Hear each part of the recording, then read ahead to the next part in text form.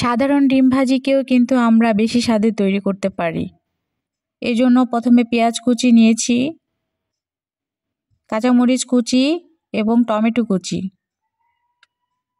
সামান্য পরিমাণে লবণ, কালো গোলমরিচের গুঁড়ো, ভাজা জিরের গুঁড়ো। ভালোভাবে আমি এটা মাখায় নেব।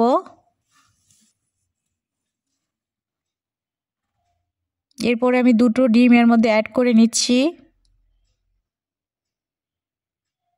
ভালোভাবে আমি এটা মিক্সচার করে নেব।